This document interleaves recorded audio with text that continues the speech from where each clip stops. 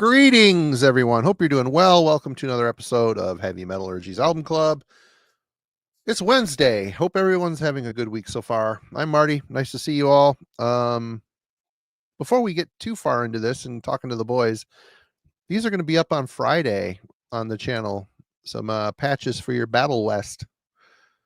Turned out pretty sweet. We've got bunches of them, bunches. So they'll be up on the site on Friday. Didn't have time to do it today, but coming soon. But after that, we'll just get Logan. Logan, what's going on, man? How you doing? Doing pretty good. Been a good week so far. Yeah, it's going quick. Let's see. Wrapped up for the 420 season, if you will. Had a productive stream over on Rick's channel for all who want to check it out. Listened to a bunch of sludge and stuff.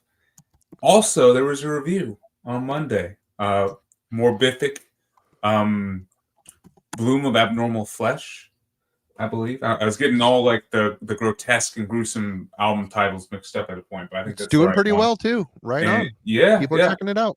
And I will say that covering that and filming that review was actually a really nice break from all of the weed themed and the down-tuned sludge bands. That's not hard to do. I never thought I would say it, but it was like a breath of fresh air, that, crusty, like fungal death metal style. So and in that honor, here's another band I've been jamming, which, Marty, if you want to let them see it a little I am. Oh. What do you mean? Let them see it a little better. You're holding it up. You're blown up. Oh, I am? Yeah. I bet. From my perspective, you come over there and clean your lens for you? Yeah, if you could. Run all the way back in time. First class operation over here. Rookie. Still a rookie. What's going on here? How many weeks we've been doing this? I think we're in the month. Can you make them see a little bit better? I don't know. Everybody check your prescription on your eyes. Never mind the glare on Logan's side. That's permanent. Cardiac arrest. Cardiac arrest. The Stench of Eternity. Newest album came out last year. The insert does slide out. The insert slides out. It might be less glare, even. Not from where I'm sitting. It's all blurry. Apparently, it's my fault. It's all blurry. And then I was able to sneak out to a record store around here, and I found some good stuff. For $5 for both of these, we got Sarcophago's Rotting, and this is my second Manila Road album. Oh, Out of the Abyss. Yeah, nice. And the catch is, it was definitely caught in like a hurricane or something. That is a brick of a booklet. Yeah, there's got to be a catch for it to be that cheap. But what's the pressing on that? What are the Sarcophagus of JL America, isn't it? Craze license from Crazy. Under One Flag, right on. And then 1991. Sweet. What's the Manila Road? Leviathan, 1988. Wow, seems good. Came out in 88, good right? Prices, yeah. Although the water damage would justify that price, I suppose. Which I was surprised about Mark Shelton sounds different on here than the other albums I've heard from him. A bit more aggressive, a bit more thrashy. It's just chalk it up there with the creator thing. It's okay. And then to get myself off the screen so I can go have another beer. I was also been listening to Queen's Record. Oh yeah, love that record. This is the album. It's taking me a little bit to get into this. For me, it was always Operation Mindcrime, and this one always felt a bit more reserved. Or it's definitely not as good as Mindcrime. It's definitely not as good as Mindcrime, but it's got its moments for sure. Yeah, I think the track 4, "Gonna Get Close to You," that cover song, that always rubbed me the wrong way. I like it. I've now been able to get. I love it. It's so bad. It's good, man. It's just weird. It feels like someone slinking along. There we go. Let me go chug another beer real quick. All right, Kellen. How you doing? Oh, everybody, Kellen, go over to Killing for Company. Yesterday, Kellen dropped a fun and informative collab with Jürgen from 6 Beers, 9 Wives. They talked about hi-fi systems. So we'll talk a little bit about that for a minute. Yeah, for sure. It was super cool to have one, Jürgen stop by and spend some time, just chatting me up about his experience over the years. One, he's like such a cool collector and easy person to talk to. So Jürgen rules. Yeah.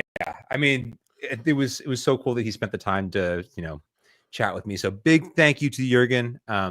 I was hoping to get him to come up in a chat and kind of join, but he's super busy over there right now. So anyway, go check that out. It's an interesting little conversation we had.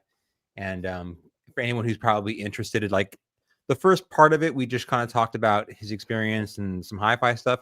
And the last like half an hour or so, he actually gives some record like recommendations for people to pick up, things that would sound really good if you're trying to figure out like important sort of production qualities within a record. So some record recommendations from the man himself. But yeah, so things I have been spinning. So I'm not going to get around to getting to this review done. But anyway, what's inspired slightly by a failed review attempt, most likely, and the 420 guys, I picked out this Indian record, Unquiet Sky, from 2006, I believe. But I think there's a second full length, some noisy sludge stuff on Seventh Roll Records from the mid-aughts. And then I was over in the I section on my vinyl collection.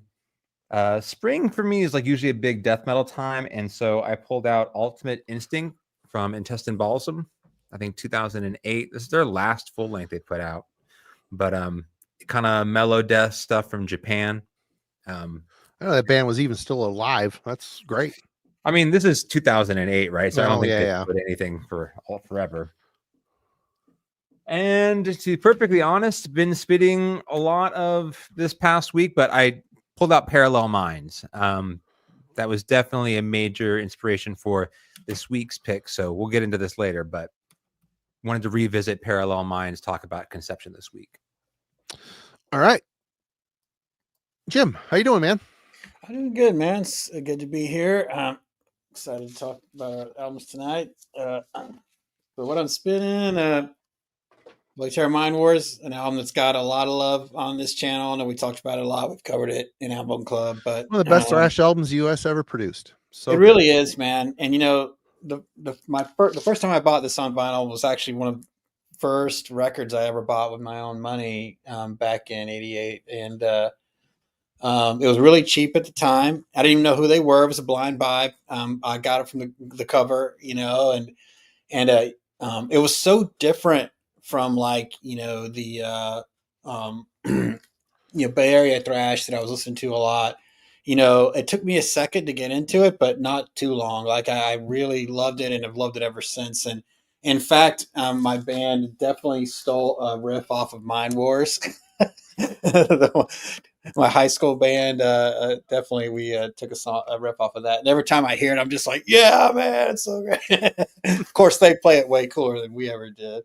But yeah, man, this album's been with me ever since, and close to my heart. So it's good to get it back on vinyl. I don't know what happened to my first copy. I wish I still had it, but so this is a 2017 reissue. But I'm really glad it's back in my hands. Of course, my brother's got an '88 first press. So yeah, I've been holding out for that too. I got the CD. I had the tape forever, and dude, he lucked into it too, man. He was at a flea market doing some crate digging, and the guy had it for $8, and he goes, "Oh, I'll put this on my stack."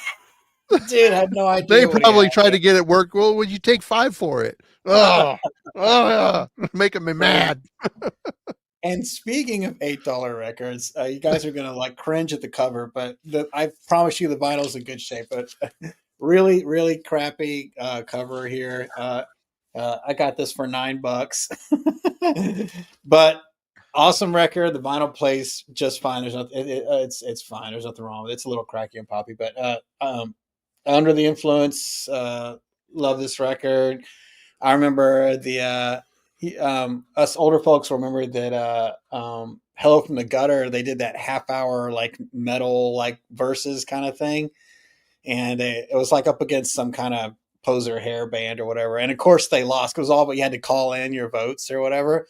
But of course I was like, hey, of course it's thrash, it's awesome thrash, and I went and like bought the cassette like that next weekend, and so yeah, another album's been close to me my whole life.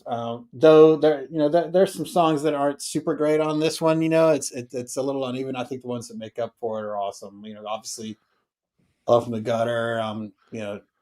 End of the Line. Drunken Wisdom, Never Say Never. Those are all awesome tracks here. Is that the one with a lot of groupie? There's like 2 songs in a row about groupies on there. First and First and Overkill. I don't know what Overkill 3 is about. That's like a serial killer. What's the song before Head First? End of the Line. That one's not about groupies. No, it's not. Yeah. It's a pretty cool song, actually. But yeah. Anyway, I might be confused it with a different one. But yeah, Head First is one of those you can always pass. The best part of that song is like the bass break with Dee Dee Verdi. But you can do without the rest of it. Yeah. So Ludacris, I love Ludacris, man. This is another great love song. Killer album. The Only Cure, The Only Remedy, man. I just get goosebumps every time I listen to, the vocals on that. Obviously just very talented musicians. I think, isn't Shayla Abdul Rafe on this band?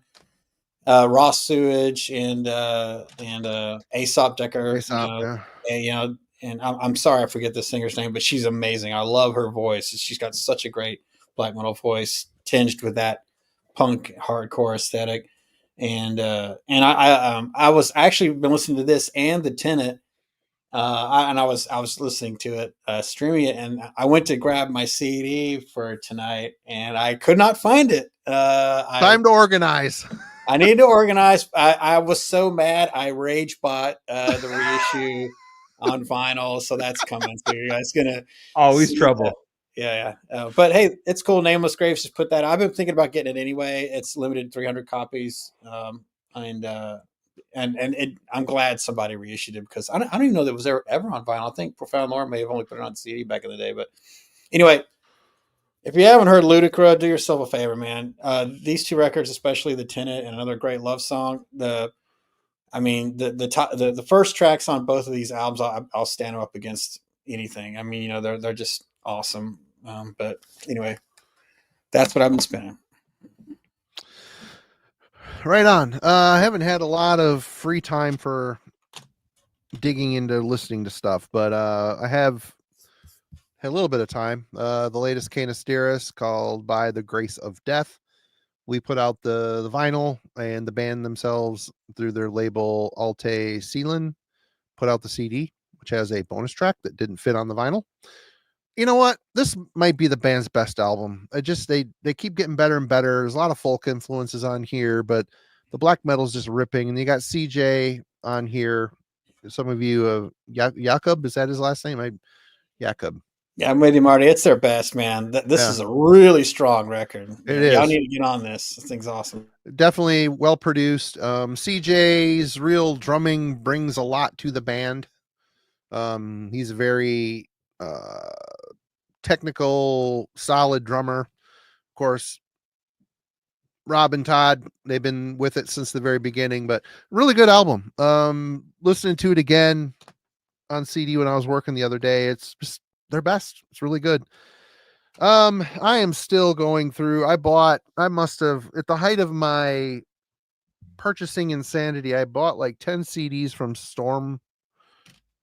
What the hell is it called? Storm Spell Records. Like, I started going through looking at the covers and shit, and I bought a couple albums by this band, Rune Lord. This is Doomsday Script. It's one of the main guys that's in Blazing Stone. He's in a bunch of power metal, trad metal bands in Sweden. There is like a humongous contingent of bands that coming from. I always thought it'd be interesting to get him on and talk about the Swedish power and metal scene, because he's involved in it quite extensively. And so that guy's in here, and not in love with the singer. It's kind of an epic metal type of thing. Usually not a great singer kind of brings a band from power metal down to epic metal. But it's I've listened to it once. I've got another one of theirs sitting in the stack to be queued up. It's really solid metal with a singer that really, the thing that's cool is he realizes that he has kind of a monotone performance, and he tries to go for the higher stuff because he it needs it. Doesn't always work, but I really appreciate the effort. Yeah, during our last week's show, we were talking about mentors with Celtic Frosty. Daryl, who was in the chat earlier. Daryl, how you doing? Had a good time. And I was talking about the band Soothsayer. Have a good time. This is a band that was turned on to me back in the day before there was the internet. We looked at our favorite bands. Which shirts are they wearing? Ventor was always wearing a Soothsayer t-shirt. I'm like, I got to get that band. I got to get that. Finally, one came in Camelot. And, half of this album is great. The other half is really bad. I mean, the thrash shit on here, they're from Canada. The thrash shit on here is really good, kind of technical, solid thrash. But then they go into Go Team Go, a song about hockey, the game. It's like all pitch singing and really dumb. There's some dumb shit on here, but the thrash stuff is really solid. And I showed this and talked about it last week. Had to put it on. Awakening the World, Lost Horizon. Yeah, we talked about it plenty on here. One of the finest metal albums to come from Europe, in my opinion, in the last forever. Good stuff. But yeah, that leads us to tonight's discussion, which is Conception in Your Multitude, which is the band's third full-length album. It came out in 1996. A little bit of info about the band. Conception is a Norwegian progressive power metal band from Raufoss. Originally, that's in Norway. Originally active from 89 to 97, during which they released 4 studio albums. The band reunited in 2018, 20 years after originally disbanding. Has since released 1 studio album and an EP. So they're back together. For those who don't know and are into such things, the singer for this band is Roy Khan, who spent many years in the band Camelot, which is a U.S. power metal band. Very, very good band. Great singer. And a couple of the guys one of the guys from Conception went on to form the band Ark with Jorn Landa, who has sung with Master Plan, who we've covered on here before. I don't know how many albums they put out. They're kind of pricey to track down, oddly enough. I've kind of been interested in doing so. I just haven't pulled the trigger yet, but more research needs to be done. But yeah, we're here to talk about In Your Multitude. And we'll start with Logan. Logan, what was your first impression? Well, this was cutting into your 420 stash, man. It was. In fact, I had to put it aside. I listened to it once on Thursday, and I was like, I can't do it right now. I came out of a haze and was like, I can't do the clean singing and the, you can actually hear what all the instruments are doing. So I came back to it on Monday, and there's nobody vomiting. For backup for a vocals? vocal performance. You can't hear a bong in the background even once. But first impression, I've definitely been familiar with these guys, at least because Alan has talked about them a couple times. Khan has been a vocalist that I've kind of watched in Camelot and knew of. I've always viewed Camelot as one of those potential like gateway power metal bands for me, or if I would ever see like their CD for, at a Goodwill, I would buy it, and then maybe, it would click. But that hasn't happened yet. This is my first time actually checking out a vocal performance with him on the album, and I will say, Under a Morning Star was an immediately impressive and promising start. I was like immediately hooked. First spin, I was like, this is great. This chorus is next level. And then the rest of the album kind of unfolded. And I was like, what the fuck? It was like someone shit in my Wheaties, kind of that feeling. It was very mid-paced.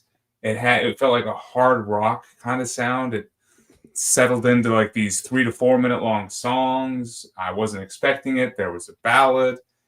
And then it kind of just, that was kind of all I remembered from the first spin after that. So my expectations were subverted. I didn't expect that. I was definitely thinking it was going to be in some kind of power metalish vein. or at least a bit faster kind of vein than what it was. And it was not that. So I was surprised with my first listen. Not like, maybe I might have come off offended there, but I wasn't. I was definitely curious of like, what is this? This is not what I was expecting. So that was the first impression. All right, Jim.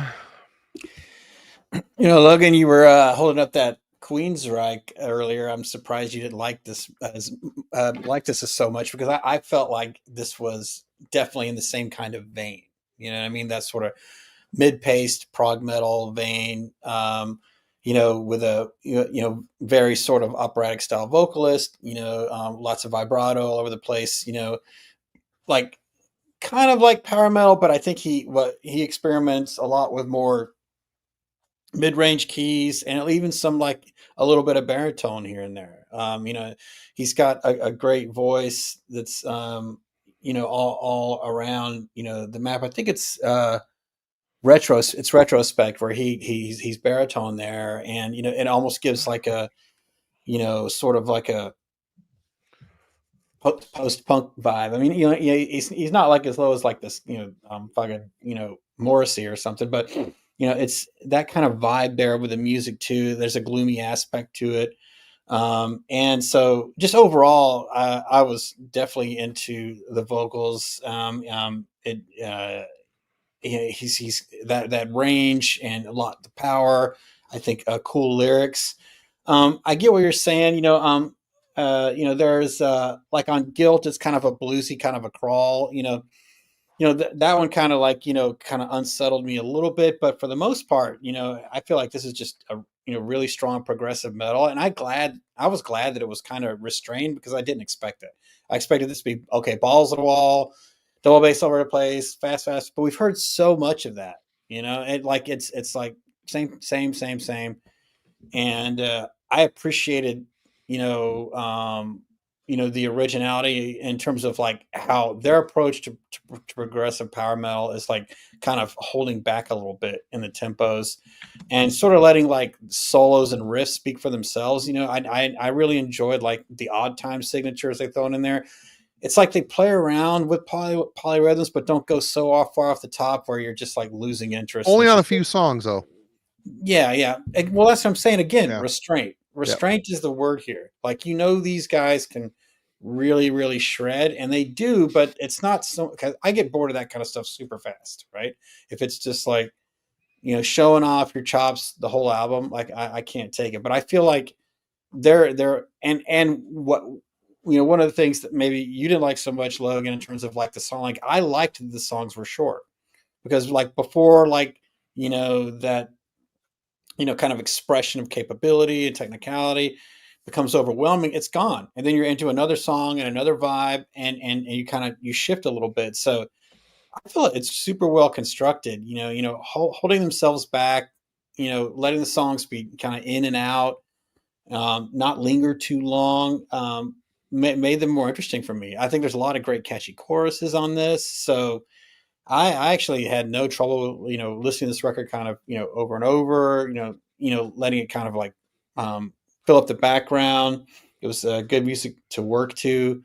And, this isn't, my typical style of metal, progressive as a rule, like it just isn't my thing, but because of that, decision on their part to hold back and maybe not give you everything that they could, it kept it, it kept it like strong for me.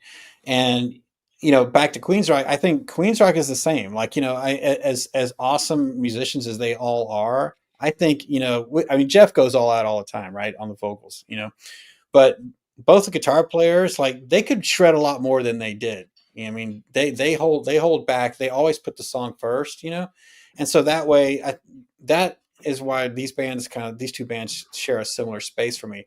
I actually remember an interview with Dave Mustaine many years ago, right after Mindcrime came out, where he actually, Mustaine, being the jerk he always is, was like, well, I felt the solos for them, like they could have been, they could have been more intense. Like I felt like they, for them it was kind of simple. They could have done more. Like only Mustaine would say something like that about Queens, right? I mean, but in a way, I get his opinion. Like I do feel like they could do more, but because they do less, and the phrasing is perfect as a result, I think that's helped the record stand the test of time. I'm not saying that Conception in Your Multitude is Operation Mindcrime, but I am saying that that sort of take on progressive musicianship where you're not giving everything away, you're leaving some to the imagination for the listener, and also focusing on the overall impact of the song. Short, sweet, 4.5 minutes. I think that for me it has more staying power. Well, color me shocked, because first time through this, I'm 3/4 of the way through. I'm like, Jim's gonna hate this. I was thinking, I had that thought as well. I was gonna start texting right away. How you liking this one? And I'm like, nope. I'm gonna save it. Gonna wait. In fact, I was gonna even text Kellen. I'm like, $10 says Jim's like, this is bullshit, man. Jim got a hold of me the next morning. He's like, best Thursday morning tunes, dude. This is pretty awesome. Like I was like, you didn't say this about Regurgitate. Must like this one a little bit more. Well, I gotta say, I have struggled with this. Finally, about midway through the weekend, I ended up kind of liking this record thanks to the strength of the vocalist. Roy Khan, he sings with so much emotion and feeling, and you can tell he's reserving. I mean, he does a scream in he does some screaming stuff in Solar Serpent. Like, God, where's this been the whole thing? I knew he had it. I mean, he just kind of throws it up into a higher register. He isn't like, it isn't extended screaming or pitch singing in the higher register. It's just ending a verse with it. But through that, because basically first couple listens, this is a very unassuming record. I was excited to check this one out because Alan's talked about, Kellen too. Both of these guys have talked a lot about this band on their channels, on Heavy Metallurgy. Very unassuming record, very mid-paced. I was starting out feeling the same way I did last week, questioning, I guess I just don't know what sludge is with what we reviewed last week. I'm like, this is prog. I'm listening to it. If you finally get there, I think it was Million Gods and Retrospect both had kind of a pseudo Dream Theater nod of appreciation. But leading up to that stuff, I'm like, the second track sounds like a Whitesnake song. It's like a reworked Whitesnake riff. I'm like, this sleazy kind of rocker. I said, this is what they're called. The kids are calling prog these days. I said, I can't keep up. I don't know what's what. I don't know what's up. I don't know what's down. I too was expecting something like Queensryche or, but patience and the power of the album club dynamic where you have to listen to stuff a bunch. The door was left open by Roy Khan. I walked through, and there is a level of maturity and patience in this songwriting that you got to be in the mood for, and you got to be open to it. If you're going in expecting bombast and fucked up time signatures and this and that, you're going to be disappointed. They do lean into it on a couple tracks, but they don't go balls deep on it. They're very tasteful with it, which I'm a guy that doesn't need super technical music. So it was nice to flirt with it, but not fully go. First impression was tough, but I got there, and the power of a very emotional singer kept me interested and eventually starting to really like this record as the week progressed. But Kellen, so last year, I really wanted to dedicate some time to getting it a little bit more into power metal, and there's this other side of power prog that exists out there that isn't just like your Halloweens and your Blind Guardians and your so on and so forth. Oh, I want to say one more thing before. I don't mean to cut you off. Alan was saying power metal. He says he hears European power metal on this. This sounds American to me. This sounds very American. It doesn't really go power metal to me. Anyway, the rock, there's too much rock in it. Okay. The rock foundation. Anyway, go ahead. We'll go ahead and get there in a second with, my question for tonight. But the first record that I really got to in this style was this one here. So this is the Mythology suite from Symphony X. It's a great album, great band. And I mean, it is, over an hour long of a musician tour de force kind Crazy. of yeah, I mean, just the musicianship so brilliant. This is great. But it usually took a little bit out of me. So trying to get into it was like, this is exceptional, but how often I want to go and throw myself into this fire, it can be a little bit of a challenge. When I got to Parallel Minds, I could hear, once again, like there's the Americanness to it, but it's to the way Jim said it, it's about restraint. Yeah, there's nothing about this band and tonight's conversation or tonight's record that is overcooked prog in any way. They're just so easy to listen to. Roy Khan's vocals are just smooth to me. Butter, like butter. He's just, after listening to all these crazy big high operatic singers, these huge falsettos and everything, he just feels so comfortably in this pocket. So there's very little strain to his vocal performance. And this band, if there wasn't this prog Norwegian sort of association where I'm picturing them with like a baguette and a turtleneck, if that wasn't going on, this kind of groovy at times. There's something very early 90s American metal going on here. Mm-hmm. And the more I get into them, the more I appreciate how it's really just a 3-piece. How prevalent, I think, how much space the drummer and bassist get to sort of dominate a lot of these songs in terms of what's happening rhythmically. And how, for a power metal band or a prog band, how sort of well placed the guitar work is. So all those things, it was just like a major discovery for me last year. And I picked up Parallel Mind, totally loved it. And, In Your Multitude came from many people who would watch me talk about it and be like, you should go check out their next record as well. So yeah, 100%. Let's talk about, I guess tonight's question. The European metal scene is often credited as a haven for heavy metal music.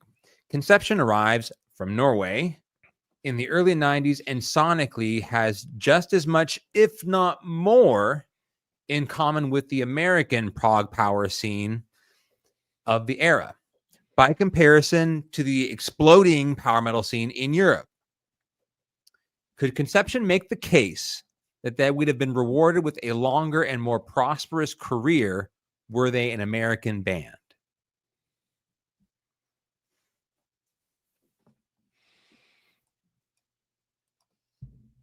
I would say yes. I mean, couple points to indicate that. I think the first is the first couple listens and days, I was really battling with this thing. I was like, what do I do with this hard rock element that's obviously in at least the first half of the album? Where do I put it? I'm kind of confused. And then, over time, it's probably around listen 4 that all of a sudden I was thinking like, wait a second, I'm, Walk in Your Shadows or I Dream in Infrared, stuff like that. So that's why I was listening to this. Is this to me was the bridge that actually made this album kind of click with me. And from there, I put on Parallels by Fate's Warning, and didn't go as far as like Symphony X or something. I stayed with the Queensryche sound for sure. But then, as soon as I put this on and listened to this in some of the '90s Queensryche, and went back to Conception, it clicked. I was like, holy shit! I get this now. I understand what it's trying to do. And it does it well. It does it exceptionally well. It's not going over the top for the sake of going over the top. It's writing for the songs and for the album, because the album flows perfectly and fairly conceptually feeling. But I'm getting ahead of myself, though, of course. I think it definitely fits within the realm of this album and within the realm of just a bit more reserved but a style of prog that is also being influenced by like an American hard rock scene, and really like what the early 90s was for hard rock. Because this, to me, this album sounds fairly 90s, and in a almost alternative kind of way. I hope no one's offended by me saying that, because the guitar tone has that like kind of down-tuned element to it, and is a lot of the riffs and the verses are kind of simple in that way.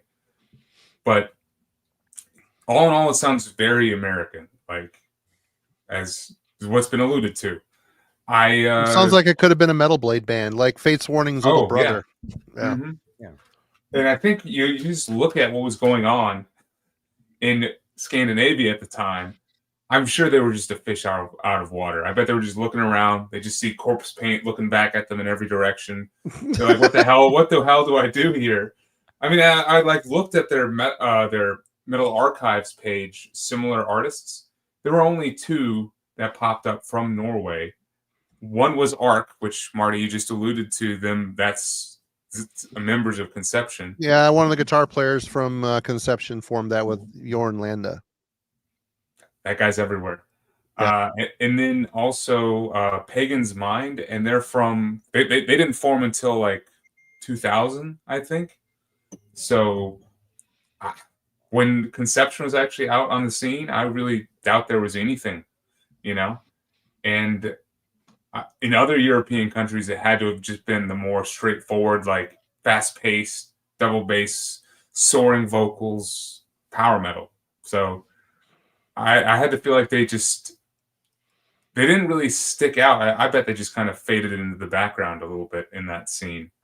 The other thing, though, Colin, I don't know if he wanted to jump to the U.S., but he ended up here for many years with Camelot, and to me that was maybe a sign of where he felt his allegiance kind of was, which I don't know. Is the Camelot sound anything like this at all?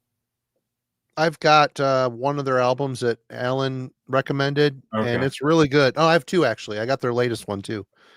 The latest one, half of that album is fantastic. The other half, it gets really long, and they kind of lose the plot halfway, about 3/4 of the way through the album. But it's really solid theatrical power metal, symphonic power metal. It's good. But it's not singer. It's not nothing like this album though. It's more bombastic, I would say, at time, more theatrical. Yeah.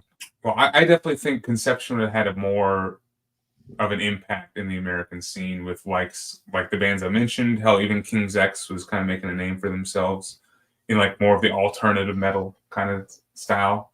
There was probably just more opportunity over here. So I would say yes to that question. Jim. Don't move to Atlanta, right, Jim? Well, I mean, it's fine now. I mean, it's huge metal scene now. Just in the 90s, no. If you weren't playing 3-chord Nirvana ripoffs, then you were considered not worthy in that scene in the 90s. But anyway, my first impression is like, they would have, there's definitely American influence here in the riffage and in the some of the delivery here just overall. But I kind of wonder though, I thought about it some more, and I'm like, these guys are on Noise though, man. And Noise in Europe, was a big label, dude. You know what I mean? So I don't know. I mean, but a very German label. They would have signed bands like Mordred or Midas Touch from Sweden.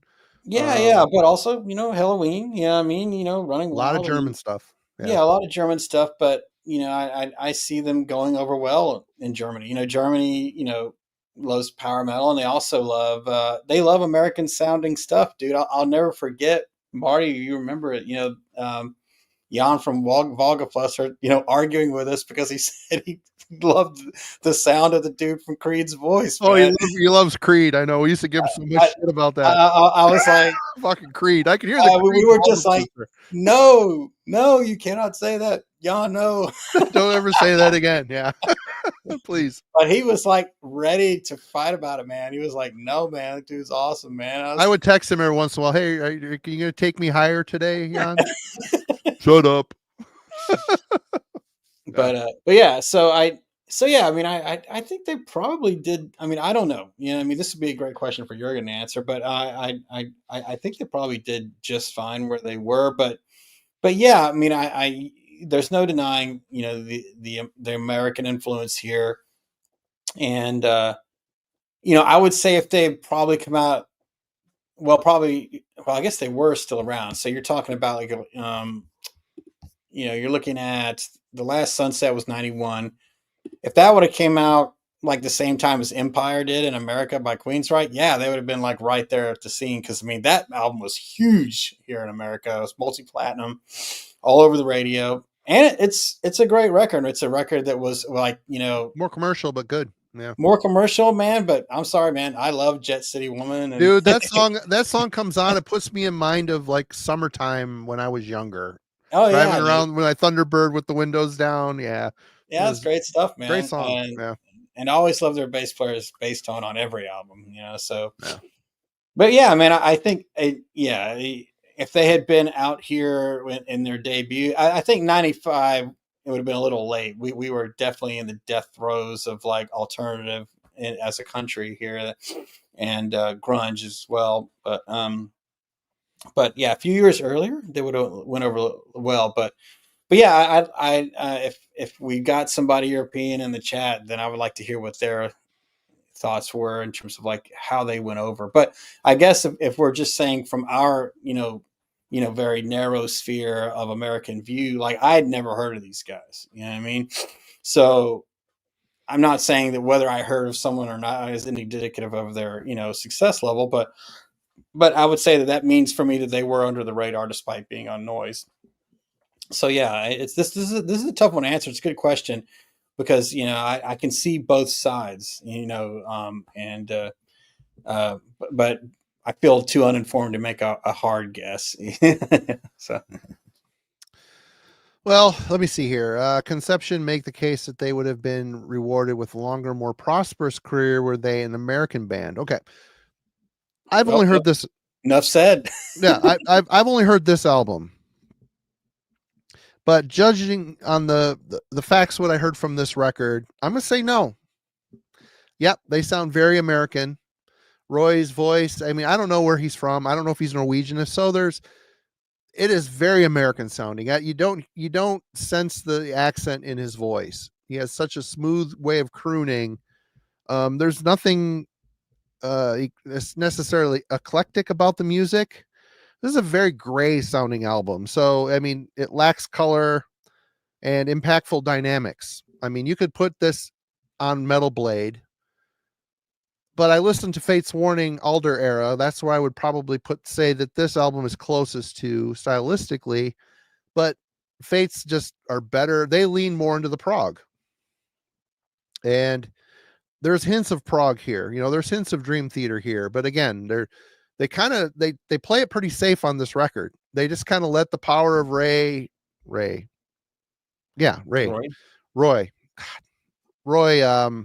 said Ray Alder and it threw off my, they let the power of Roy's voice kind of carry these songs, and it's fine. It's good. But, you know, you listen, you know, if you want to compare them to Queensryche, well, Queensryche have lots of bombastic dynamics. They can play it safe. They can take it up a notch. They can be theatrical. They can be commercially friendly, like with songs like Jet City Woman or Silent Lucidity. And from what I've seen from this album, that sort of impactful dynamic isn't there. So I think they would always have been a band, very talented, excellent. Don't get me wrong here, but it just doesn't have the pizzazz to take them to a level of longevity. And then if you start, let's say, take them higher. Yeah, exactly. Or if you look at other stuff like, you know, Metal Church, something like, well, they're thrash. I always thought they're more power metal. I look at Omen, you know, look at bands that were more working class level bands. They had a rough and tumble edge to them, you know, and grit and dynamics and good soulful singers as well. So, man, from what I've heard here, like I said, I have not heard the debut. I haven't heard the two albums that came before this. I haven't heard anything past it. So, judging from, as though I like the album, I just don't think they had the wow factor to them. What do you think, Kellen? Yeah, I thought it was just interesting because if you look where Noise was trying to pair them, like they have compilations where they're sitting alongside Gamma Ray and Rage. It's just not. And They're not German enough. Yeah, and it just they're not European. They're not bombastic enough. Yeah, it's not their game at all. So I'm like, I think as much as Europeans love heavy metal, they're supported there. I get it. But to me, I hear this record and I first thought of, the Symphony X that I first heard, or I thought of like, hey, they kind of seem like they could go on tour with Dream Theater. Like it was that kind of world of bands who had been influenced by the more aggressive side of thrash, but were more talented musicians who wanted to play complex music. Like that's the shorthand version of what I hear here. So I just thought like, you look at Roy moves to Camelot. Symphony X have had a long career. Dream Theater is still playing. Like these are bands that have entrenched themselves in the American heavy metal scene. And I think I may be speaking for all of us. That's not always my cup of tea. Like that's not necessarily what I gravitate towards. Bands like Symphony X though have a wow factor. I mean, right. The guitar work is unbelievable. It's so exact and so perfect and so colorful. I mean, it's technical without shying away from melody or hooks. It's so good. Anyway. Yes. Like if you are a guitar player, I could understand you listen to Symphony X and be like, it's difficult to keep your pants on. But at the same time, it's like, that's so intense. What I liked about Conception though is a different thing. So I just mean that they navigate a similar sound, and I just thought that would be, by comparison, when I would listen to Land of the Free and then I'd put on Parallel Minds, it's like, how are they part of the same label? Yeah, you know what I mean. It's just so different. So anyway, that's kind of where I was coming from when I thought of that question. Just because this is a huge time for European power metal. And Conception, in my mind, doesn't really fit into that wheelhouse. And we're getting, 96. Is that what this came out? I mean, you're right in the middle of, what's big at the time, Pantera. There's a few riffs on here that sound kind of modern, some kind of chunky, kind of. For sure. They kind of go to chunky yo boy type stuff a little bit on a couple riffs. I'm like, right. But they only hint at it. They don't fall in like, we're going to be super modern here. Yeah, like if this band didn't have Roy Khan and like a little bit of a Norwegian progginess, I'm like, this is kind of groovy. You know what I mean? Like it rescues them from the trailer park. So I just other trailer parks in Norway, I highly doubt it for some reason. Right. It keeps them out of the Pantera world for me. I never think like, oh, the Pantera fans are gonna love this. Yeah. Okay, where are we at next? Oh, discuss the musicality and composition of In Your Multitude. Logan. Yeah, I mean, see, I definitely back the question that Kellen had, because for the first couple listens, I was doing that, like comparing this album with like a Land of the Free or a power metal album, and just kind of missing the plot and trying to come up with like, why is this just not making sense to me? What is going on? And then, as I said, finally like putting on the Queensryche and like moving, the placeholder of what albums I compare this to helped me click. And this is a sound I'm much more of a fan of, believe it or not, than Halloween or Gamma Ray. So what did you just say? What? I said I am looking forward to the new. You're gonna have a long year on this channel, my friend. Oh, man. Long year coming up. Halloween album coming in the end of in the fall. Long year. That's all I'm gonna say. Okay, go ahead. Drink.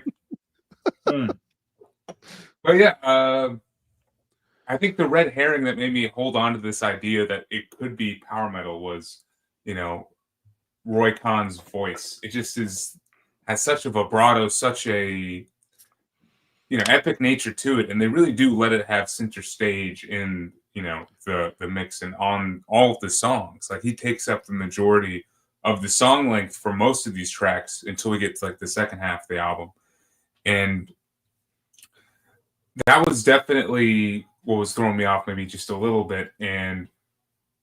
But as soon as I just dialed in on like the mid-paced hard rock element and just how simple and good the songs were.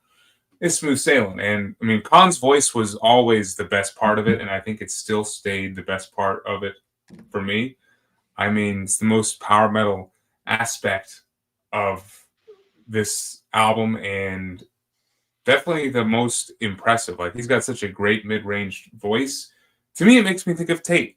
I definitely get some, Jeff Tate vibes with it. It's just so smooth and engaging, and you can just really do a catchy croon, and at the same time, he does have some range. I mean, Solar Serpent, that like intro into the chorus, yeah, that gets me every time, and I'm absolutely there for it. And so once again, it's almost like he plays it a bit more reserved, on songs like Missionary Man and some of the three-minute songs.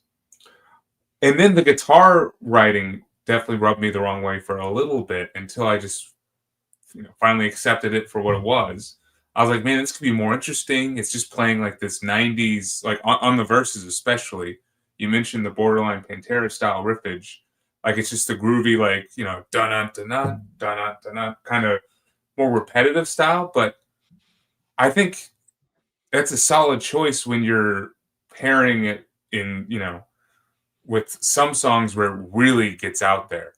I mean, as soon as I clicked with tracks like In Your Multitude and A Million Gods, where it really, the guitar just takes up the whole second half of the track. Yeah. And it just really weaves some just almost storytelling like effects with, how it builds up as, when it's laying down like the solo, and it's just such a well done, well executed instrument at that point that I know when I would go back to the earlier songs in the first half of the album, you would hear like these more interesting things that it would do. Like it's impressive to think that it's only the one guitar player, and it makes you realize that all of the guitar choices are very intentional. When it's super like bare bones, that's intentional. But then when he's actually layering it, that's just, he could have done that the whole time if he wanted to. But occasional keyboards too fill in the gaps. Yeah. And then that's when I started to appreciate the keyboards too. Yeah. And I like how reserved they are as well. I mean, for the most part, they're just like setting up like back tones and stuff. But then at the same time, on the second half of that album, A Million Gods, holy shit, did they come out and just there's like a duel going on between them and the guitars, which is so fun to listen to. So really the fact that this album knows how to balance itself and how to, really kind of grow from the beginning to the end, it just makes it interesting and engaging the whole way through.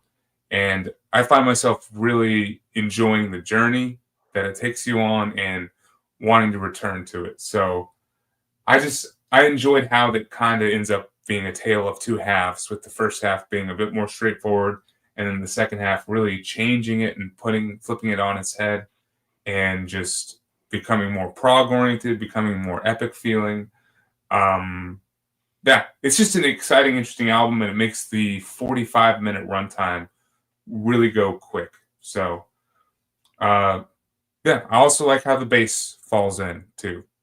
Plenty of time to shine, and I think it probably allowed the guitarist to settle back a little bit, knowing that the rhythm and the rest of the sound was held down by a very competent bass player. All right. Yeah, I mean, you've really turned around on this. When your first opening salvo, I'm like, whoa, Logan didn't like this at all. First impressions, right? That's just your first out, and that's where I was at, man. Right on. It surprised me. The power of the Metallurgy formula, for sure. Kellen. So yeah, I think the majority of the riffs here, you've kind of been talking about this groove element. They're just very sort of short, sort of almost truncated. There's not a lot of flow to most of the guitar work during the course of like a major verse section. So you get a lot of bass and sort of simple drum work. I love the trade-off though when everything does come together. There's sort of this contrast between sort of really choppy sections and every once in a while you'll get something that's really smooth. So the transition on Some Wounds is probably one of those my favorite moments on the record. Once we get to the actual chorus there, the guitar sort of double time and everything picks up. Just that like juxtaposition. I love when this band does that. To your point on the groove, I think Jim mentioned it earlier. There's sort of a very slow, downtrodden, slow burn that happens on Grief, which is the fourth track here, where he's kind of leading into sort of these weird sort of pinch harmonics. And it's a very slow track, but it gives Roy a chance to delve a little bit deeper in terms of his register. I think that actually works pretty well for them as a band. Yeah, to your point, A Million Gods, that is like the prog masterpiece of this album. The acoustic work here is also, I think, tastefully employed. Yeah. It doesn't dominate the record, but that track, you get like a cool little acoustic solo in the middle of it.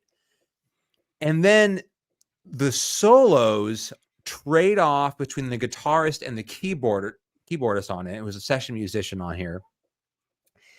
But they don't actually go for very long. It's just a few bars. You get like a melodic statement that sort of acts as a pillar, and they go sort of in between each pillar, trading off guitar, synth, guitar, synth, guitar, synth, before it all comes back together. It's just not complicated. But over the course of like a 7-minute track, they get all sorts of cool solo work in, and you never feel lost. And I think that's a to credit to their songwriting in terms of how they want to employ something sort of progressive. I do think if you're going to give this band some credit for where you can potentially see like some kind of rhythmic complexity, it's going to be on how like their sort of groove element plays out, because it doesn't sort of feel like at any point in time, how do I want to say this, like just like completely lazy in my mind, meaning like there's something about groove metal that is completely predictable and just rolls through. I think there's something a little bit more complex than that going on here. It's just that the way they've tuned the guitars and the way that Roy's singing over it, I immediately think of early 90s metal in America. That's just where sonically my head goes. But I think if you were to kind of dig in a little bit deeper, there's probably, in terms of how the actual thing, everything is being phrased, is a bit more complex. So that was kind of my initial takeaway when I first heard this band. I still think it's like its signature songwriting style. Jim. Yeah, I echo Kellen's opinions right on. I mean, there's definitely something more there. I think the only point on the album where they sort of lose the plot, where they lean in a little too much into, like standard style riffage is the song Guilt. That one's it's got this kind of bluesy crawl. It almost sounds like Alice in Chains or something like that.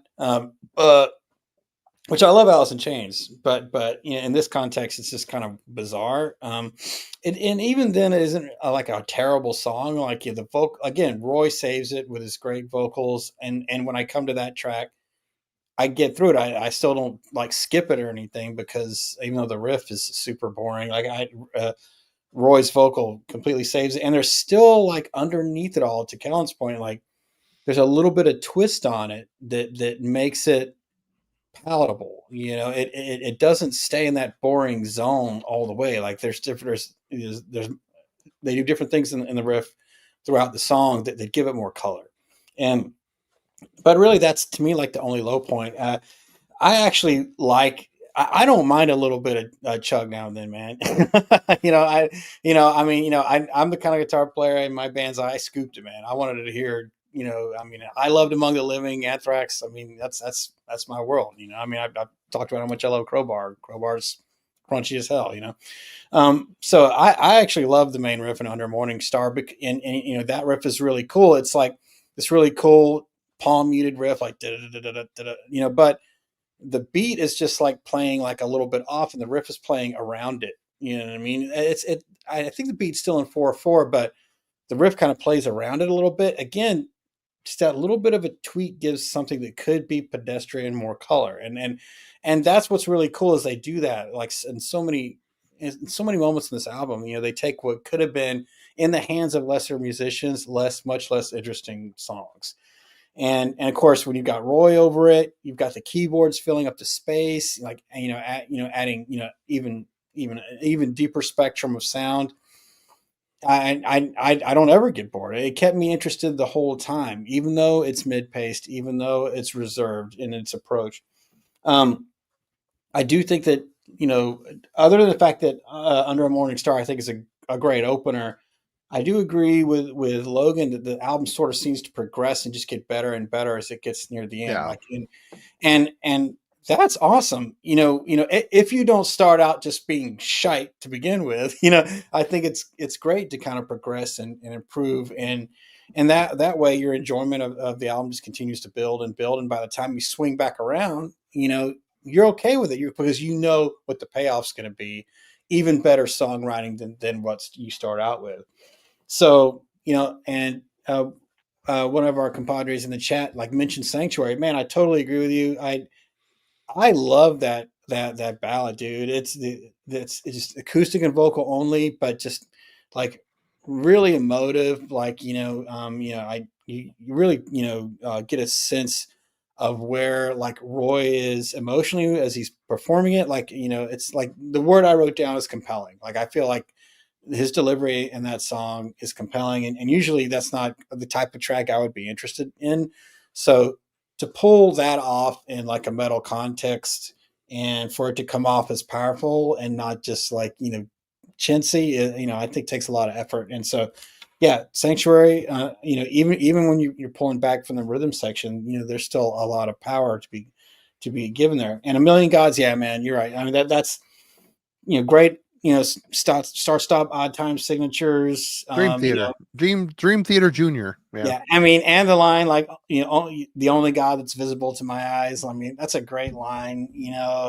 There's a little bit of a drum solo thing. There's Spanish guitar. I mean, and when if you're just listening to us talk about it, you could say, well, that sounds like a garbage bag of different sounds. How is that going to make sense? And unless their hands, it wouldn't. Unless their hands, it would just sound like a mishmash, and you would just put it aside. But in their hands, it just works. Even the organ run, which is a little Boston-y, it stays just long enough where you're like, okay, is this going to get annoying? And then, dude, Boston rules. The first Boston album, you really, hey, dude, I love Boston, banger after banger. I love Boston in my metal. Yeah, right.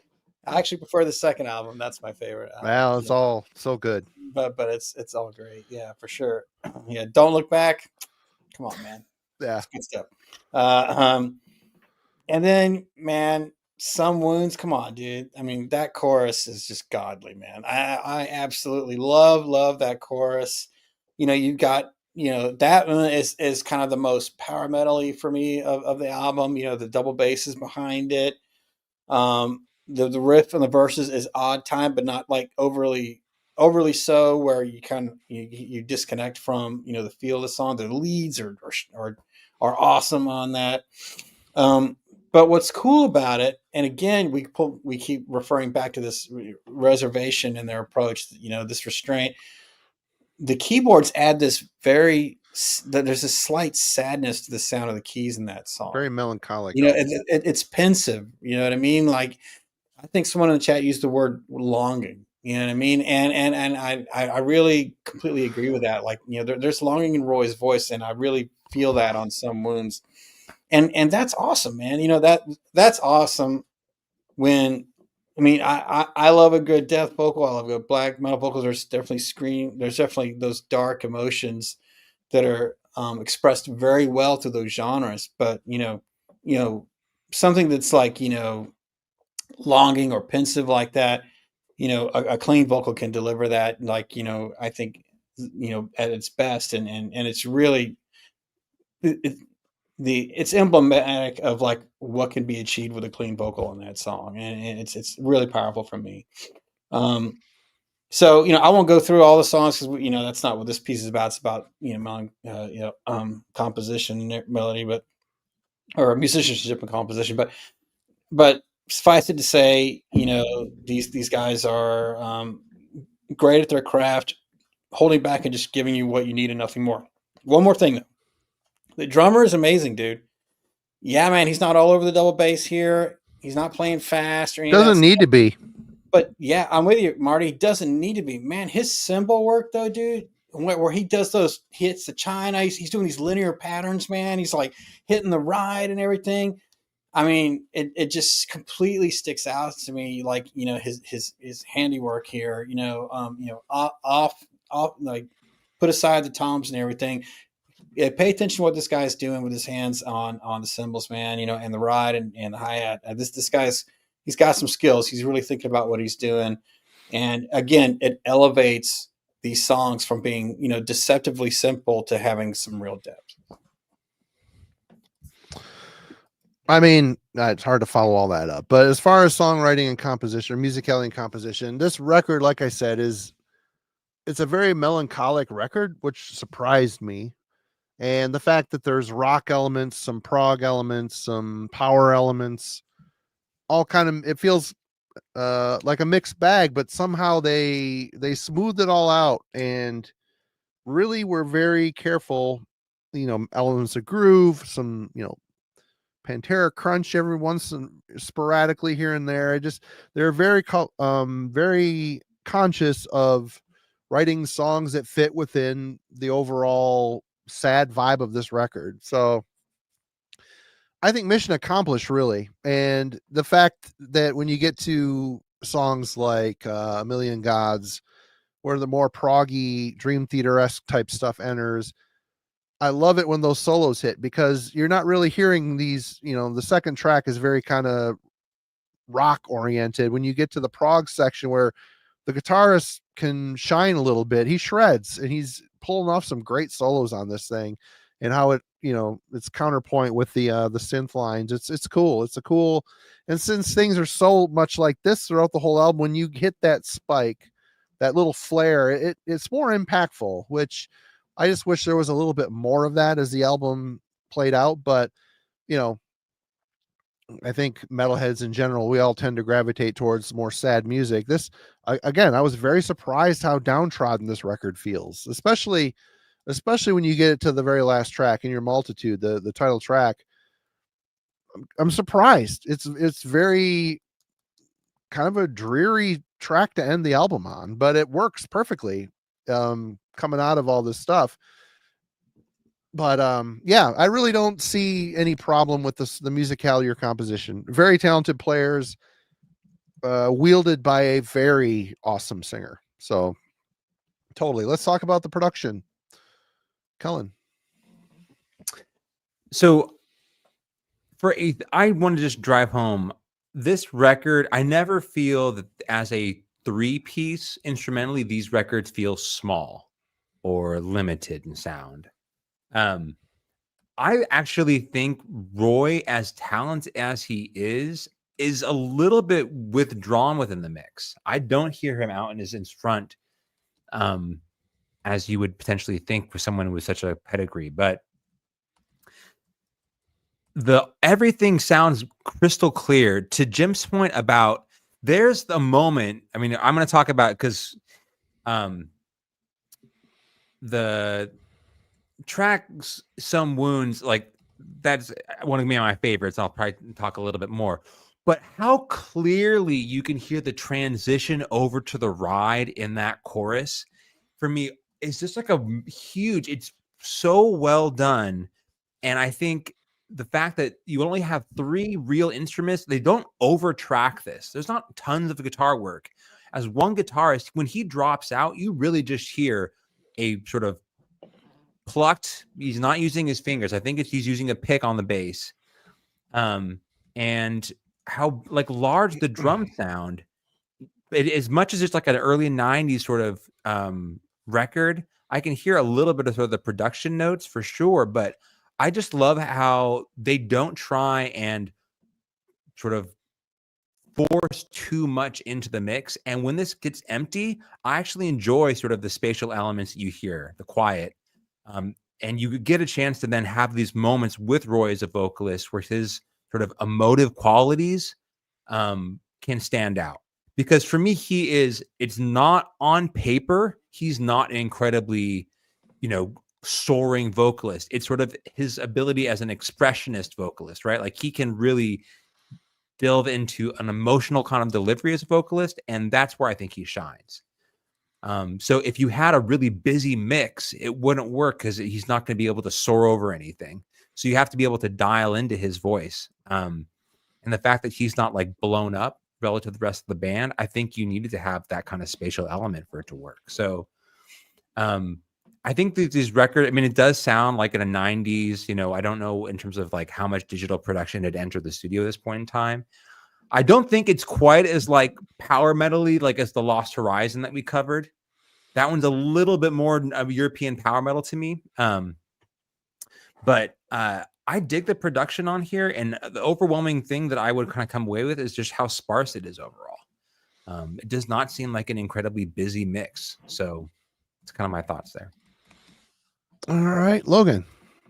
Yeah, I mean, you kind of alluded, or you did allude to it. It is a product of its time, the production. It sounds very 90s to me. I mean, down to the guitar tone, and I feel like at least the placement of the guitar and like the drums and kind of the bass in the mix, it to me sounds like a very hard rock production until you get to like, the more proggier, open-ended, more spacious areas. And then it really gets to be a little bit more unique. Like, I feel like if you would sample any of the songs in the first half, it would sound relatively similar to like what, King's X sounded like back in 1993 or 5, But then you get to A Million Gods, and it's a whole different world. I do like, to me, it sounds a little lush and warm at times too. Maybe that's just the keys and the synth work coming through, and they do have like these samples of tribal drumming. Like they try to incorporate that element into it as well, and like the opening of songs and like the interlude part for like the longer progressive tracks. And I think it just adds a nice, more like lush, layered element to it, and does help make the quieter sections sound, even more reserved. I kind of do wish the bass was a little bit up in the mix, I will admit. There are, especially on A Million Gods, the verses are so bare because it's, the guitarist isn't doing anything. It's just the bass holding it down, and he's doing just a phenomenal bass line. And I wish it had a little more oomph to it, but maybe that's not the point of, this recording and what they wanted it to be. Yeah, that would be like my one complaint with that instrument. The keyboards do sound a little bit like Casio keys at times as well on like A Million Gods, which it still sounds good, but I don't know. I kind of wish it was a bit more grandiose or heavier, thicker. Once again, that's prog for you. Other than that, I think everything else sounds great in the mix. Everything kind of fits in well and neatly, and it's not overshadowed. Roy is like, to me, front and center, but he's not over top everybody else. They're all very much, coming out at the same time. And I really do like how the guitar sounds. It does sound 90s, but it's hefty, it's weighty, and it pushes the music forward in a way that I think it needed it. So all in all, it's a good production, and I think it is a positive on the album. All right, Jim. Yeah, this is mid 90s, and a lot different from the kind of like filling your room or your house with sound. Kind of, it's, noise records from this era, sound underproduced to modern ears, but I like it. I like that it doesn't sound like super over the top or super clean or I think for the time it was probably considered as such. And the guitars are definitely clean, but overall I think it has a little bit of an underground kind of production to me. Like it's not so precise where it just feels like you'd be pulling it off like the front shelf when you first walk into Camelot or something back in the day. It's something that's going to be a little bit further in the back, and I think that kind of gives it just a little bit more edge. I don't want to oversell this and try to make it sound like this isn't a demo, you know what I mean? Nor is it even like a death metal recording. I mean, it is a very clean professional recording, but just in terms of what we think of as power metal, where it's sort of like, to Kellen's point, like tons of tracks, for every instrument, it's really, there's orchestration going on, like everything about this record. The production to me is subtle and understated. And I think it's better for it in this context. The whole feel of the album is, more mid-paced, dare I say, kind of gloomy a little bit. Hopeful, but not like joyful, you know what I mean? And I think that's a great vibe for this style to have. It's not something that's explored as much as just sheer out like positivity or going to war and being triumphant. It's a different kind of a vibe. There's a little bit of introspection going on here. Kellen mentioned the previous album was called Parallel Minds. The Fates Warning album, Parallels, would be a good parallel to this record.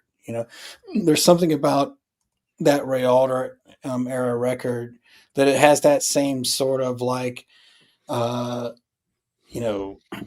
not sadness, but just a little bit of a pensive kind of a feel to it, where you're like yearning for connection or something. That's kind of the vibe I get when I listen to Parallels, and that's what I kind of feel here. And I think those are kind of good companion records.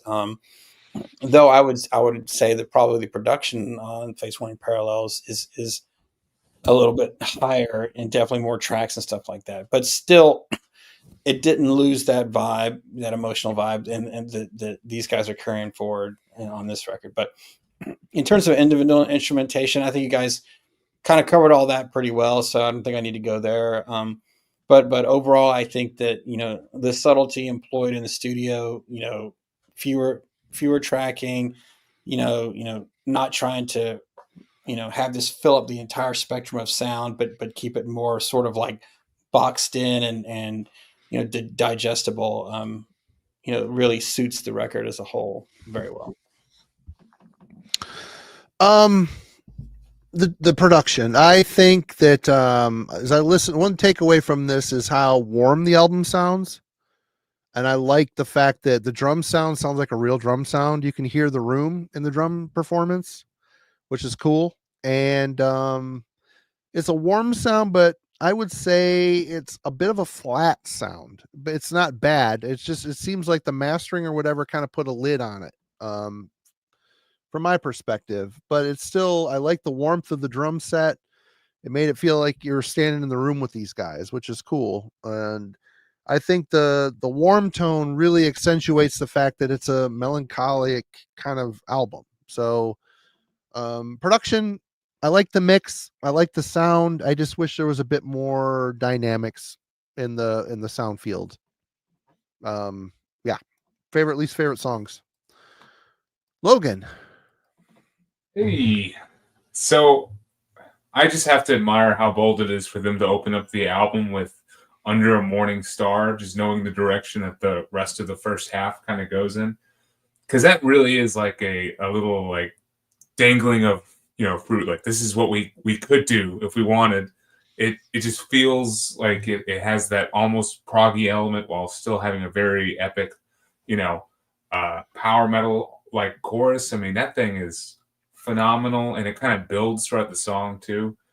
It might be my favorite song on the album. It's between this one and another one in the second half. But man, the chorus is probably the strongest for sure. And honestly, I blame it for why my first couple listens of this ended up being kind of tough, because I was just waiting for the next, Under a Morning Star, and I just got Missionary Man over and over again. It's probably my least favorite on the album for sure. I don't know. It's just, it is what it is. It's like you get to it and it's just the riff and you're like, all right.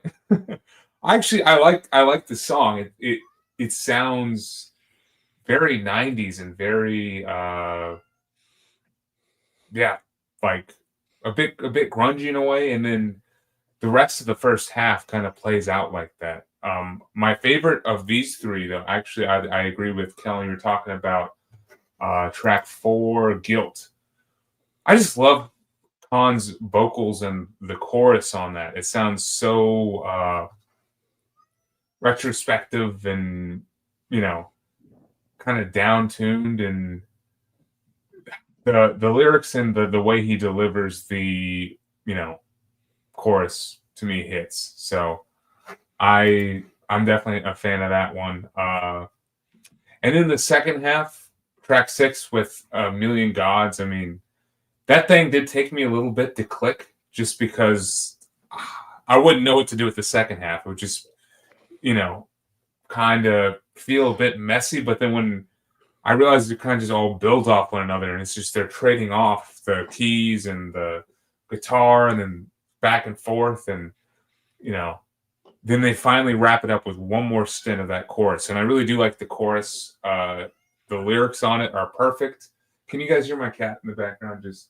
Yeah. Sorry, he drives me crazy. When you do reviews and she's on your lap, I could hear your purring in the mic. It's funny. The bane of my YouTube existence. No, it's not a problem. First thing I thought, what is that sound? And like, oh, it's the cat purring. Yeah. Anyway, it is a promise of every Wednesday night. The cats have to indeed. make an appearance. People have expectations now. Some way. It's your buddy. Yep. Second half to kind of keep going. Some Wounds finally delivers like that power metal that I was waiting for. And it was funny. I was excited to see it make an entrance. Usually I decry it, but finally I've been like waiting for it this whole time. And there's the chorus where it's like, some wounds can never heal. And God, you sounded just like him, bro. Right? Thank you. Nipples are hard right now. Yes. Come I've been wanting to do that all night. Yes. But and then the other best song on the album, Solar Serpent. What a chorus! He soars, you know. Yeah, and great riff. I'm not sure about the ballad Sanctuary. I am floored you like it, Jim. I'm with Marty on being, stunned and like, what? Shocked. Who is this? Someone replaced our normal Jim with somebody else. I don't know. Looks like is this Bill? Bill? What's going on? Is that the evil twin? Yeah. But that one is, I mean, it's not bad, and I'm good with it. It's 3 minutes.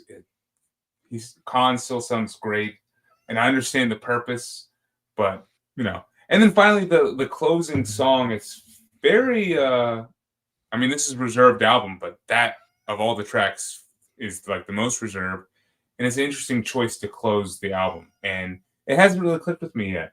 It might, but it's going to take some more spin. So I'm going to go get my cat now. Yeah. Tip fan, was he wearing a scarf? Curious.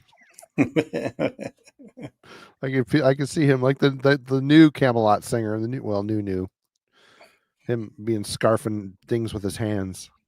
Anyway, Kellen, favorite songs, least favorites. Yeah, so Some Wounds, that's a song that I actually think I wanted them to just repeat and slowly fade out on the chorus there. I don't get it enough on that track. So it's one of those, like, such a huge payoff. And to Jim's point, I really like this song, so I'm going to take a little bit of time here.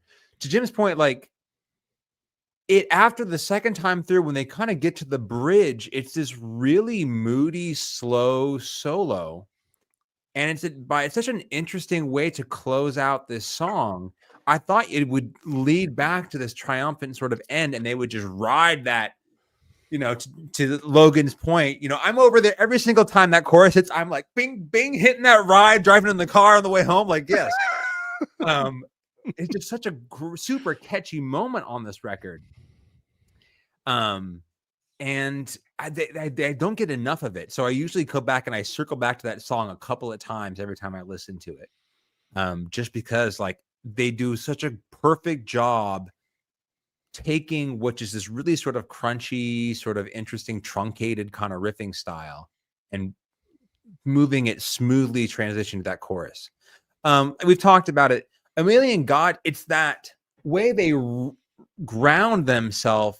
The guitar has that ba-na-na-na-na-na solo little bone, solo, ba-na-na-na-na-na, key solo, ba-na-na-na-na-na, drum fill, drum. It's just like they have a perfect way of phrasing that where I follow along every single time.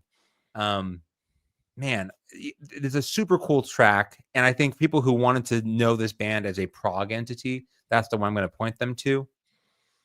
Yeah, like to your point, while I have to say, Sanctuary isn't quite the singing in the shower that Silent Cry is off of this one. Silent Cry is like my 100%.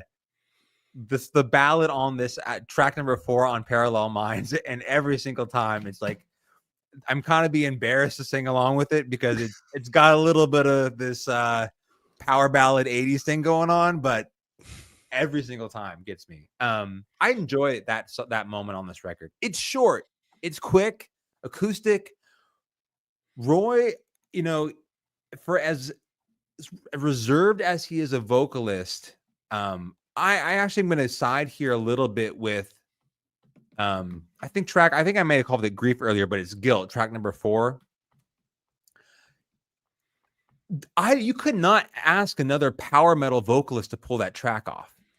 Like, I think it's because he has this lower register and this sort of moody way of singing. I actually really enjoyed how different that track is, even though it's kind of grungy or slow paced or whatever. Yeah, I actually will agree. So, Missionary Man for me, I kind of like, it doesn't stand out. I'm never offended. I don't skip anything, but yeah, it's not a highlight here. Solar Serpent and Retrospect, I also think are solid songs. They may not be like my favorites, but they're also ones I'd point out. Like, I don't have to skip anything here. Sure, there are stronger songs than others, but those are probably my favorites so far. Jim.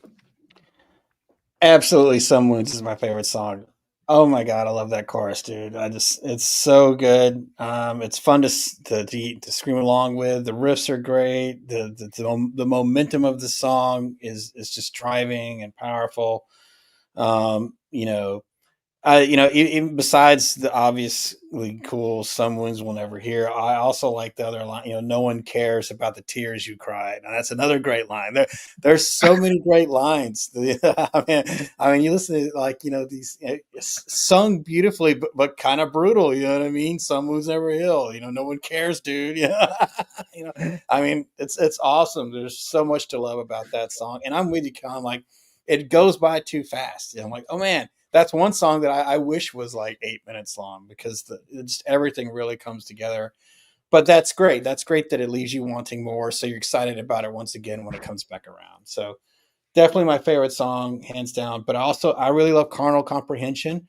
There's great odd time riffing on that song, especially about 2 minutes, 45 seconds in. Again, ride hits, playing along with this odd time. Really, really cool. But what's great in contrast to that is Roy has and even more so than normal, there's like a calm lilting sort of vocal on the chorus.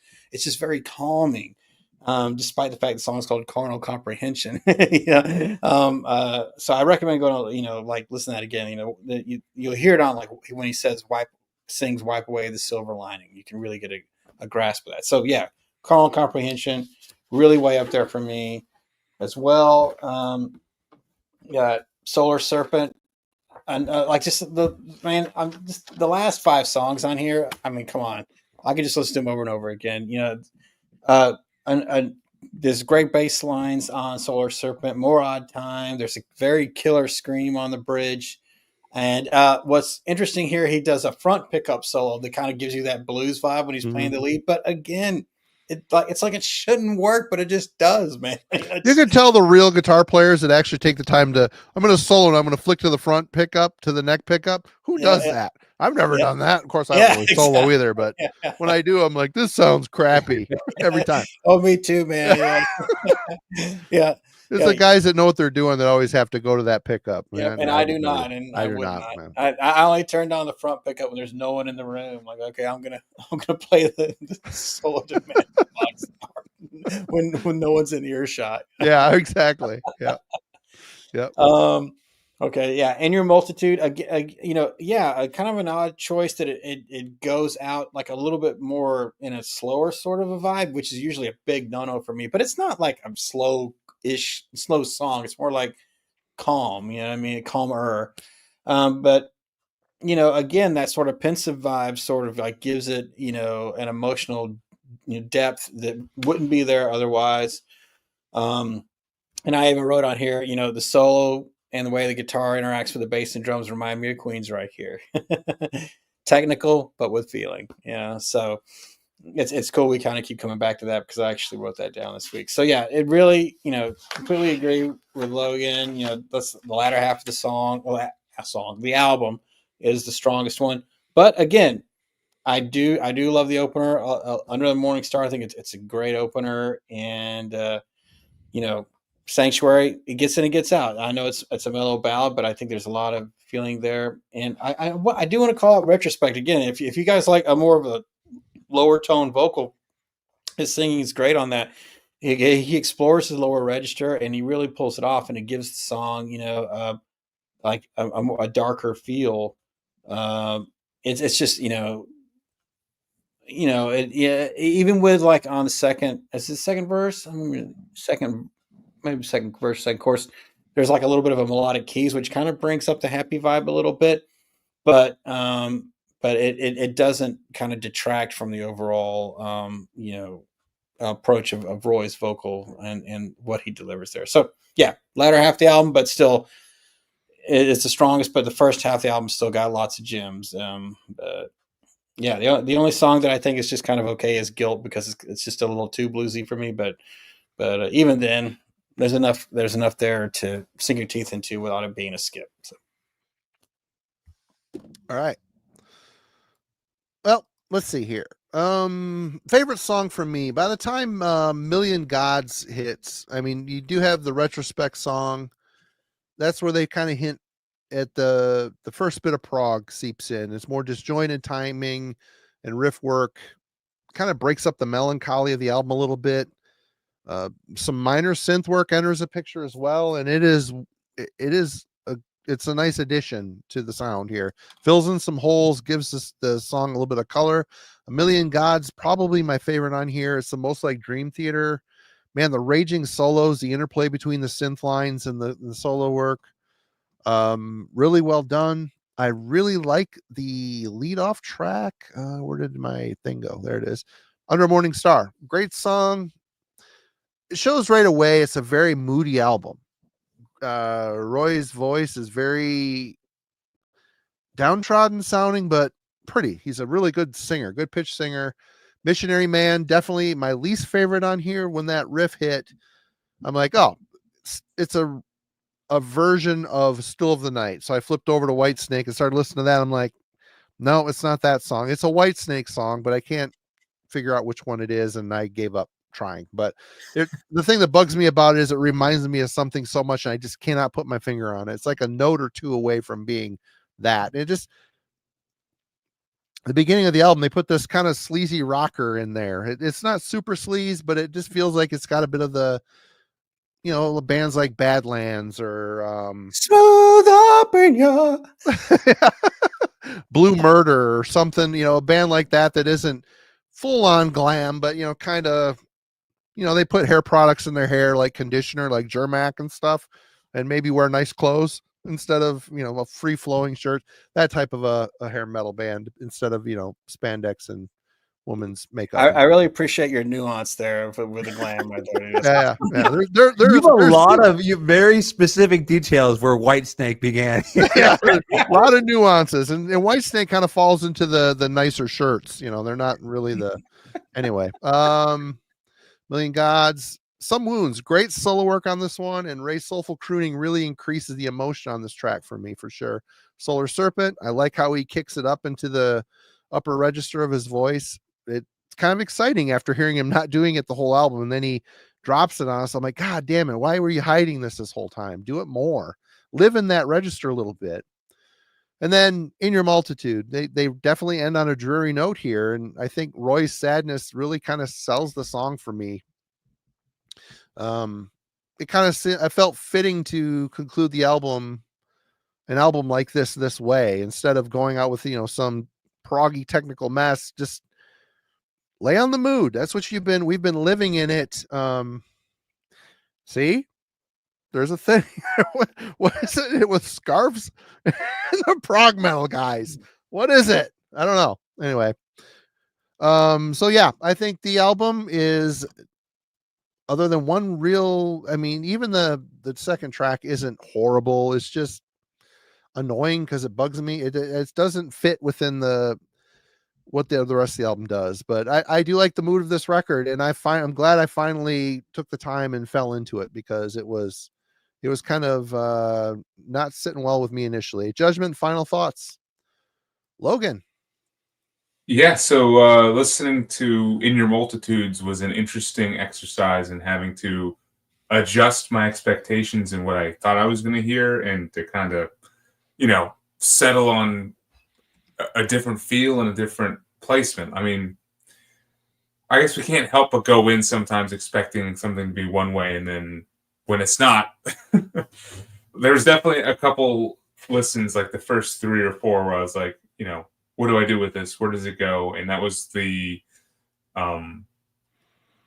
definitely where I was not clicking with it.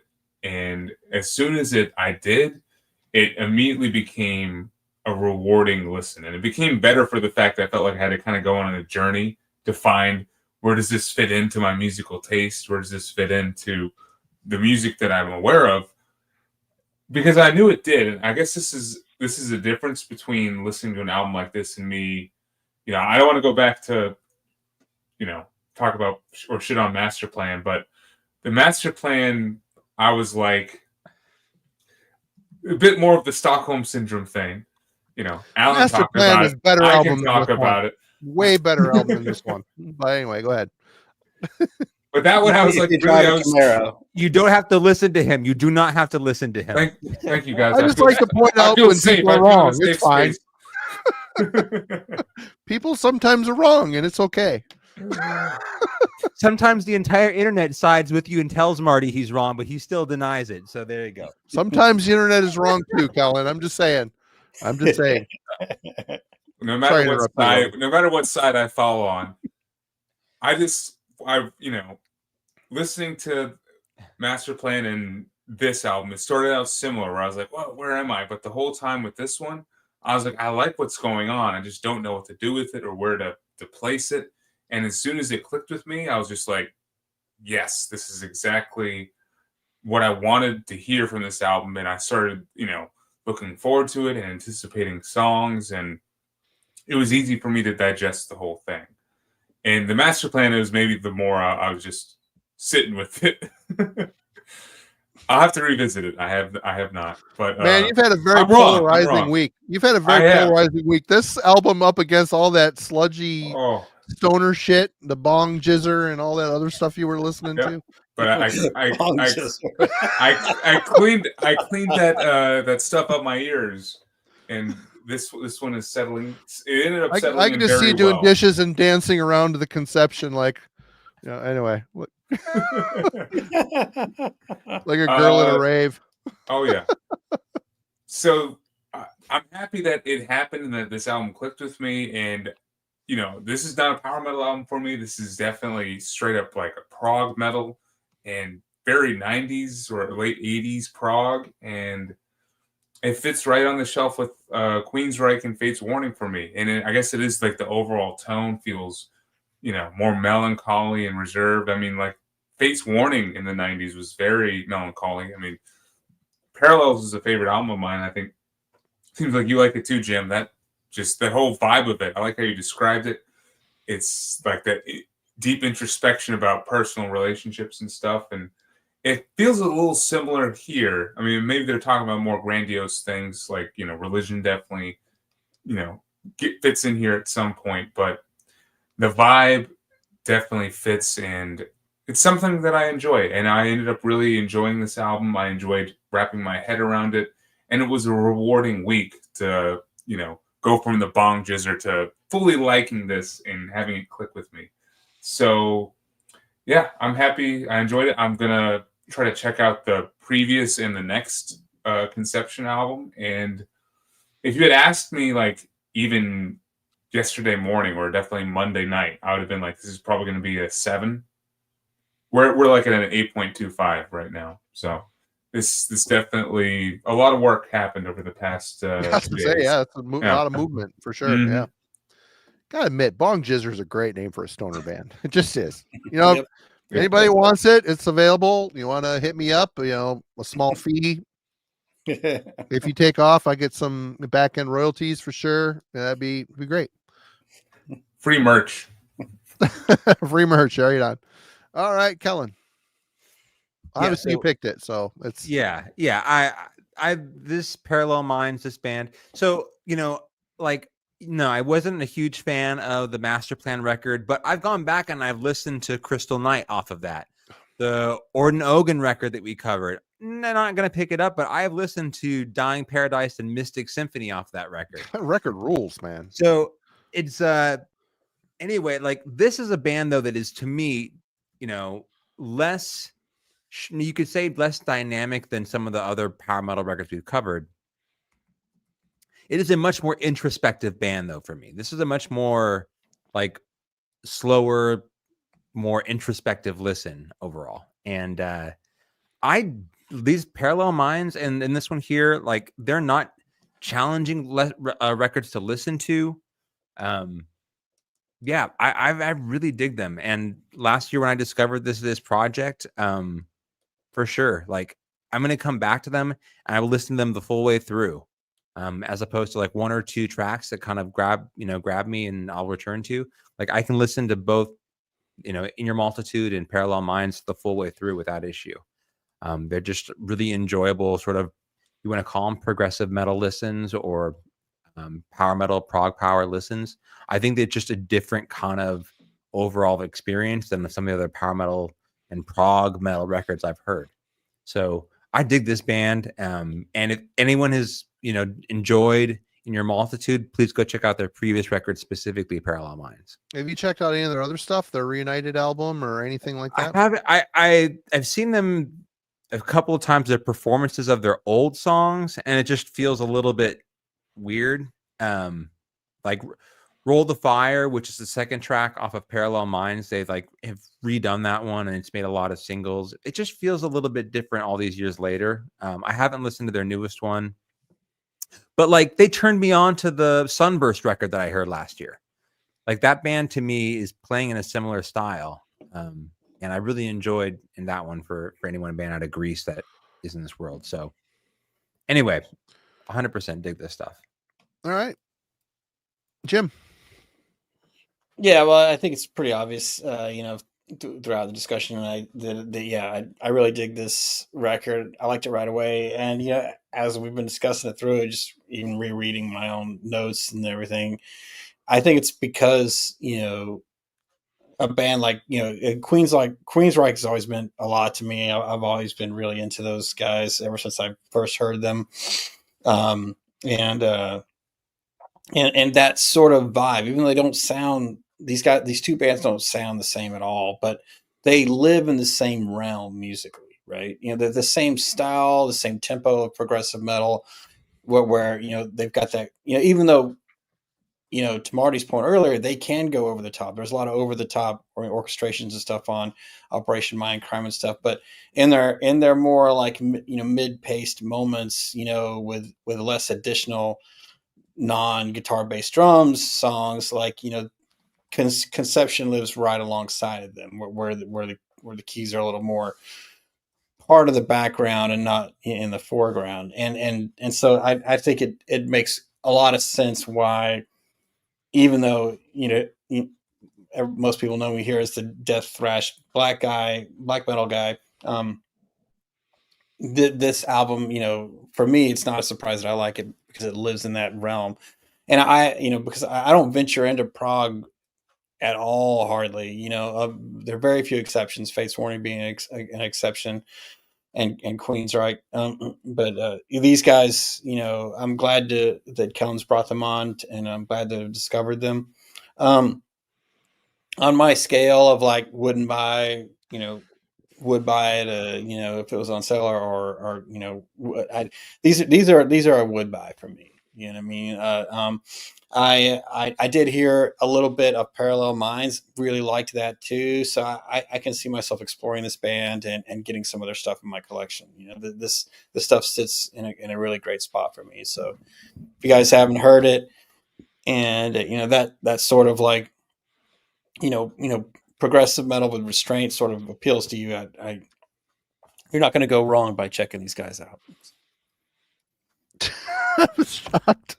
I'm shocked Jim liked it. I'm shocked that Kellen, a former punk crust dude, even listens to this type of music. I mean, it was pretty much. I can thank you. Were a helpful force in this world. Well, I'm glad. Even though you failed with Master Plan and maybe Nogan, we can't win them all. And Logan, I mean, holy crap! I can't believe he ends up. I mean, I struggled all week to find.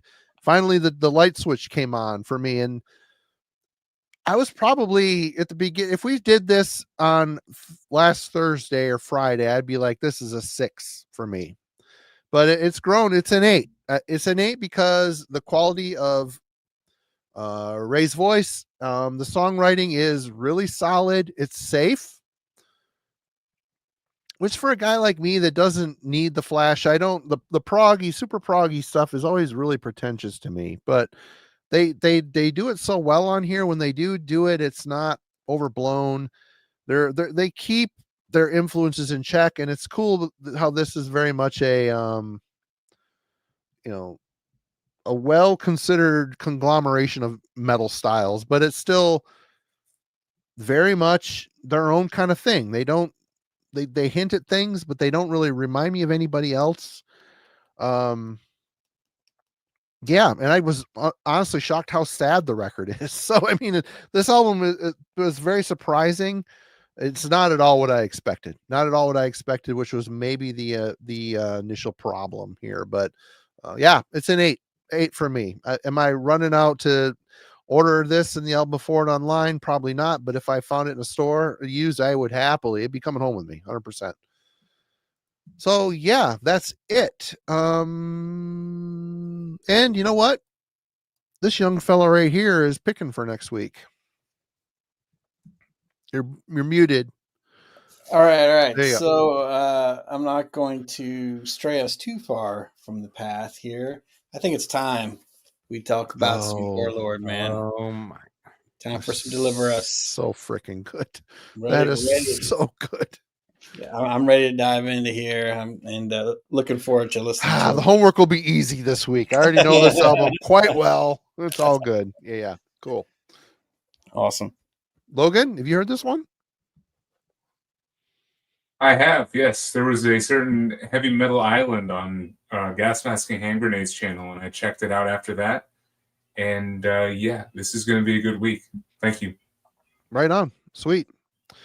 All right. Well, that's it. A lot of shit is happening on Heavy Metallurgy this week. We have an upload every day this week. Tomorrow, Venerator, Kellen's review. We've got Logan reviewed Morbific. And yesterday I put up an interview that Sue and John Verica did with Alex Books from Immolation. That's up. And Friday, we don't know. We'll be here. I don't know yet. I've been busy and lax in finding guests. So, there'll be somebody and we'll talk about something and it'll probably be metal related. So, you all rule. A lot of stuff to check out on the channel. Friday, also, the Heavy Metallurgy battle patches are going to be up and available. So, they're the self-sticking. If you don't know how to sew like me, you have to heat them up with your iron and melt them on your jacket and you'll be cool. Check out Kellen's conversation with Jurgen on hi-fi stereo stuff. Very fun watch. Logan and Dreadful Rick and Gas Mask and Hand Grenades, they did a 420 stream over on Rick's channel. A lot of fun. I think that went for like 7 hours, something like that. And Jim, what's going on in Eihwaz land? A little bit more. Someone I've worked with before, I may be working with again. So that's still early stages, but yeah, we're picking up some more steam here. So right on. Should hear more here soon. Right on. Okay, well that's it. Cheers, everyone. Tomorrow, Venator. I want to say Venerator. Venator. I didn't know say Venator. I think Venator. Yeah. Yeah, lots of stuff. Go check out the channel. Watch some videos. A lot of there for you to process. And there's more coming. Next week, I think Alan shot a review today. So lots of stuff coming. I was going to review the new Cancer. I don't know if I'm going to make it or not. But anyway, cheers. Rambling. We'll see you all. This crew will see you all next week. I'll see you Friday. Cheers.